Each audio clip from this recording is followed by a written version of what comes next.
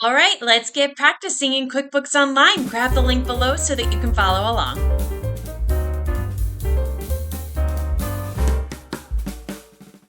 Okay, so here we are in the QBO Gym, and the QBO Gym is a set of numerous exercises that help simulate real-life scenarios that you may encounter as a bookkeeper.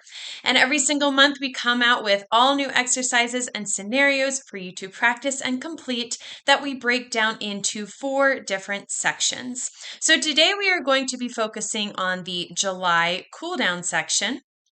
At the top here is a video that talks about what's going on in Craig's world that month. He is our fictitious business owner.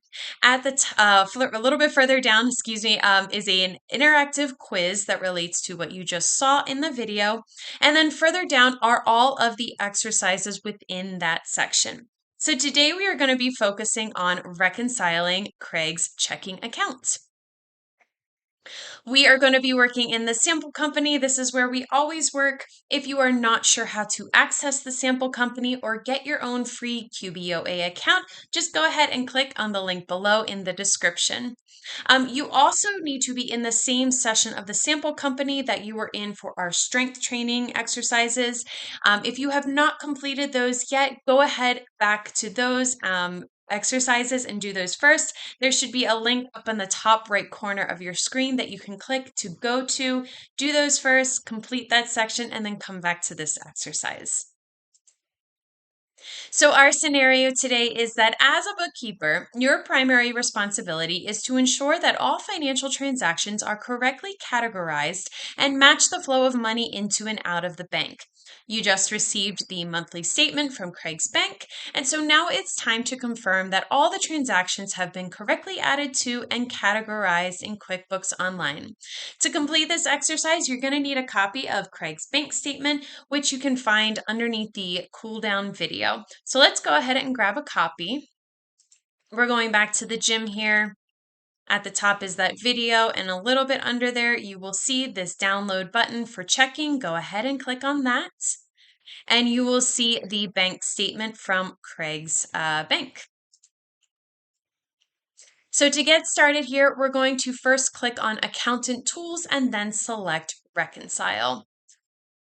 Here we are in the sample company. This is the dashboard. Up here is Accountant Tools. Click on that. And under Quick Links, you're going to click on Reconcile. You will see this pop up. This is what shows up the first time that you reconcile. Anytime after the first time, you will not see this. It's just kind of a welcome and gives you a little bit more information. So go ahead and click on the Get Started button. And then we have another pop-up from QuickBooks, just making sure that you know what you're about to do. Go ahead and click on the green Let's Get Reconciled button. Great, and we've gone through those 2 steps, so let's move on to step 4. We're going to need to enter the ending balance that is found on the sample bank statement. First, you want to make sure and confirm that the account is checking. It's already here for us, so we're going to go ahead and leave that it is as is. And then the ending balance we will find on the statement. So if you click in the statement, the ending balance is right here, this $1,302.85. So go ahead and type that in, $1,302.85. Our ending date is going to be today for the purposes of this exercise, but usually on bank statements, they will have an ending balance date. You would want to enter that in this area, but again, for today, for this exercise, we're just going to use today's date. So you just click into it and do a lowercase t, and the date that you are doing this exercise will appear. Now you're just going to go ahead and click on the green Start Reconciling button. We are going to pause here for one moment, and I'm just going to give you a rundown of everything that you are about to see on this screen.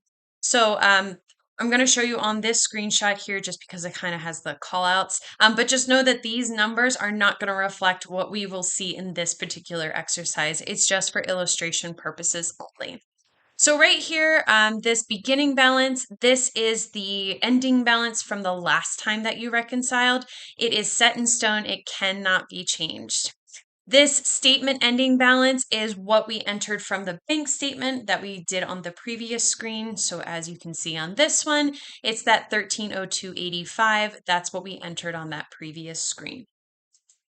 If for whatever reason you have entered the date, the ending date incorrectly, or you have entered that ending balance incorrectly, you would go to the edit info button.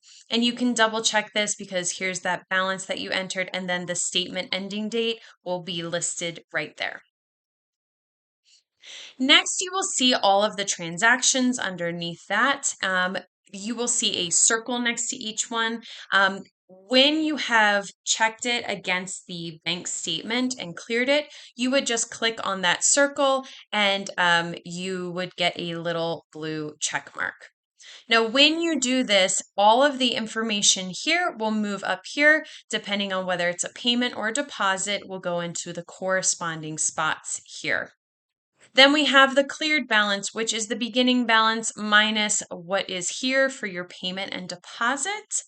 And then the difference over here is going to be your statement ending balance minus the clear balance is the difference. The goal here is to always have this end up as 0. When you get that 0, you know that everything has matched properly and that you can move on. One last call out here is that sometimes when you are putting in the statement ending balance, there will be other transactions that are part of that balance that are not here in QuickBooks or not showing up in QuickBooks. These are called rogue or hidden transactions. And usually it's just because the date that is entered in QuickBooks is not correct. And so that's why you're not going to see it.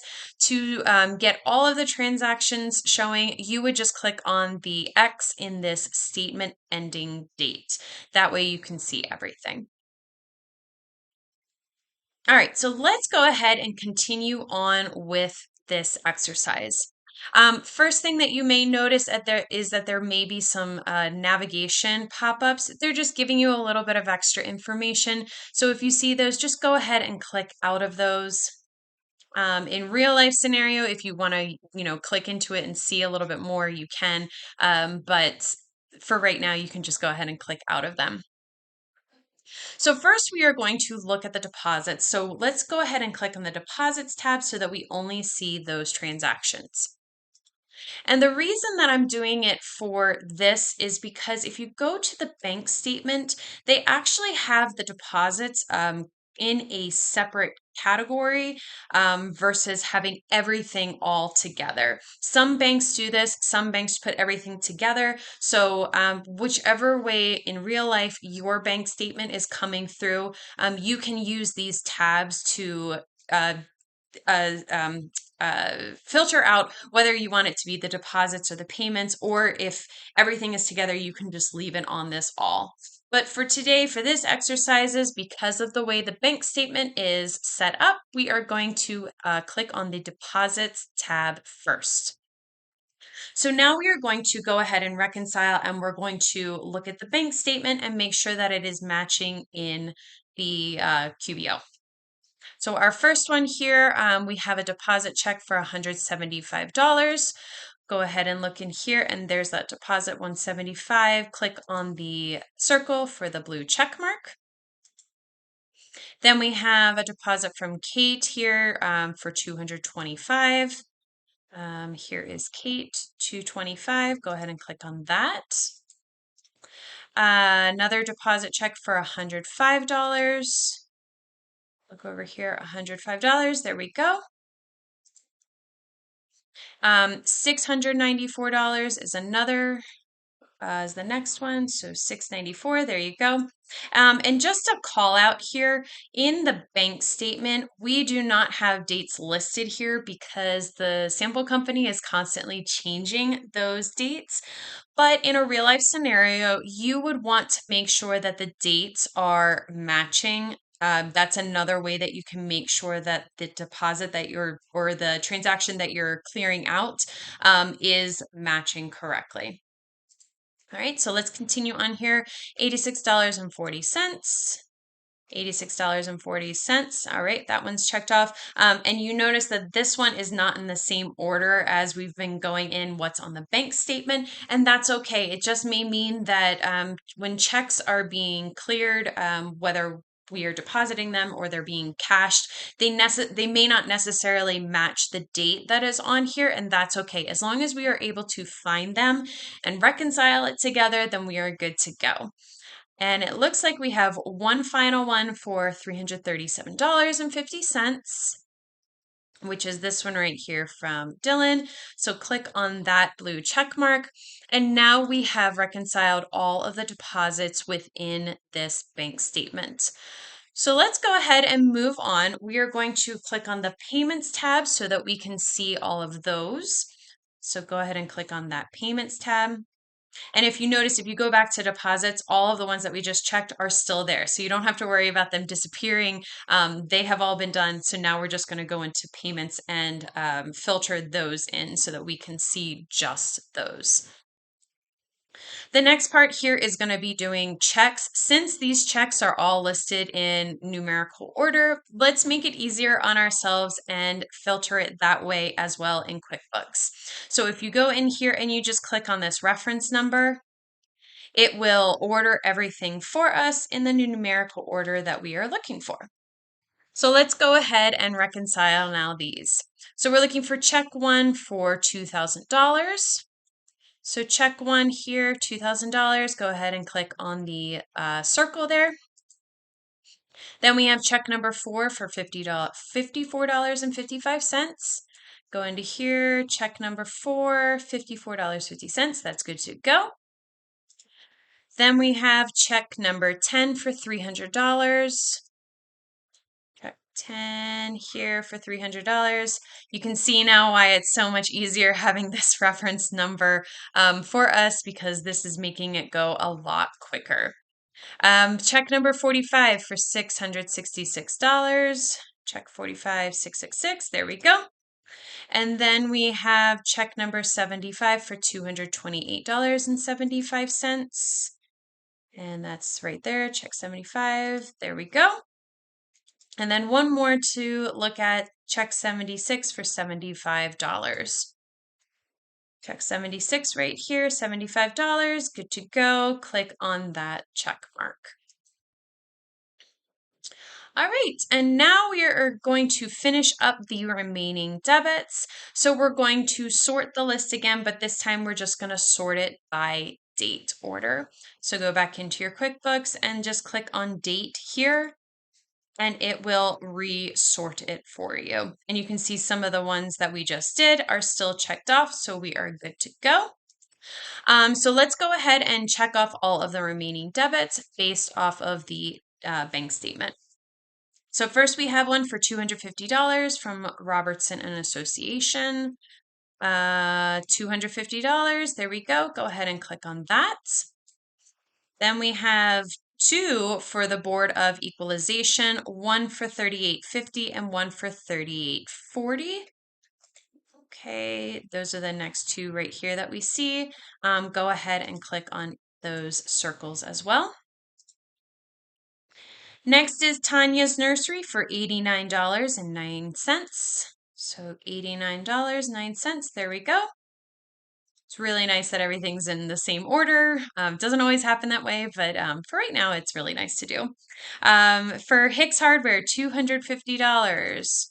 So Hicks Hardware, $250. Of course, I say that and now they're skipping through a little bit, which is, again, totally fine. As long as they are matching, it doesn't need to be in the exact same order. It just makes it easier for you as a bookkeeper. Okay, so Tanya's Nursery, now we have another one for $108.09. $108.09, here we go. Now we are on another Hicks Hardware for $24.36. $24.36, there we go. Then we have Squeaky, the Squeaky Clean, that's $19.99. $19.99, there we go. We are just moving on along here. For Bob's Burger Joint is the next one for $5.66. Here it is right there. Click on that. Then we have Chin's Gas for $52.14. Let's keep scrolling down. $52.14. There it is right there. Another transaction for Hall Properties for $900. Okay, there it is right there. Check off of that one. And then we have Hicks Hardware for $215.66. All right, $215.66 from Hicks. There it is. Click on that circle. And then we have one left here for Bob's Burger Joint again for $3.86. Bob's Burger Joint for $3.86. Click on that. And you will see here that we have reconciled everything in here we have a $0 difference, which means that everything is matched. You will see that there are still a lot of other ones in here that are checked off. That's okay. You don't need to have them for every single bank statement. They may be for something else. So it's okay if you have unchecked ones, not a problem. So we are just going to go ahead and click on the green Finish Now button right here at the top. And it says that you have reconciled this account, which is great. In real life, just a quick note, there will be a button here that says Attach Statement. And that just means that you can attach a copy of the bank statement that you just reconciled. I think this is always a really good idea to do just in case you need to refer back to it. It's easy to find because it's attached to this reconciliation. So always recommend doing that. They don't have this for the sample company because there's not, they don't have attachments to do or for us to include on here. So just go ahead and know that that is what is there. And then we are just going to go ahead and click on the green Done button. And the checking account has been reconciled, and that is that's how you would do it.